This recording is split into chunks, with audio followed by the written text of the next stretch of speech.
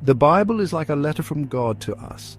It tells us where we came from, who we are, and where we are going. Prophecy, a big part of the Bible, is like God's timetable. It shows us what He plans to do in the future. Understanding prophecy helps us understand God's plan and be prepared for what's to come. Many people argue about when the end times will happen.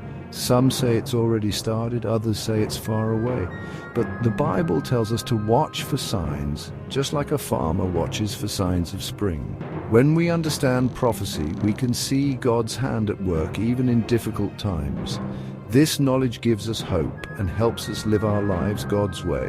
The Bible says that in the last days, many will turn away from God. But for those who believe, it's a time to stand strong in our faith. So let's look at some important prophecies, especially from the book of Daniel, to see if we can understand the times we're living in. In the book of Daniel, God gave a specific prophecy about 70 weeks. These aren't regular weeks of 7 days, but weeks of years, meaning each day represents a year. This prophecy talks about a special time period God has set aside for His plan for the Jewish people and the whole world. The first 69 weeks of this prophecy have already happened, leading up to the time of Jesus, but there's 1 week left, the 70th week. This final week is a time of great tribulation, unlike anything the world has ever seen. During this time, a powerful world leader, often called the Antichrist, will rise to power. He will make a false peace treaty with Israel, but then break it and turn against them. The Bible says there will be wars, natural disasters, and great persecution during this time. Many people believe this 70th week hasn't started yet. They believe it will begin sometime in the future, and it will be a clear sign that we are entering the end times. The Bible tells us that the time before Jesus' return will be like the days of Noah.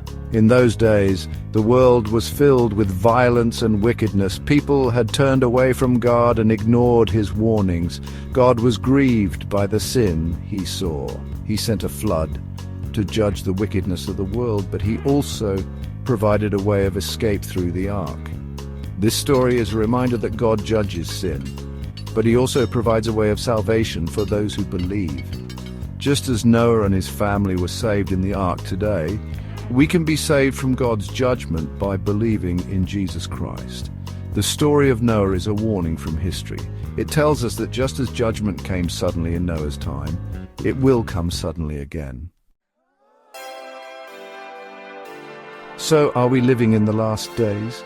The Bible tells us to be watchful and look for signs.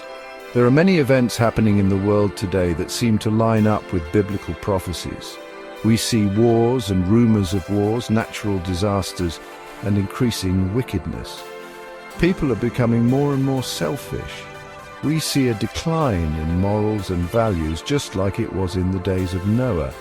Technology is advancing rapidly, and some people believe this could be connected to the mark of the beast, mentioned in the book of Revelation.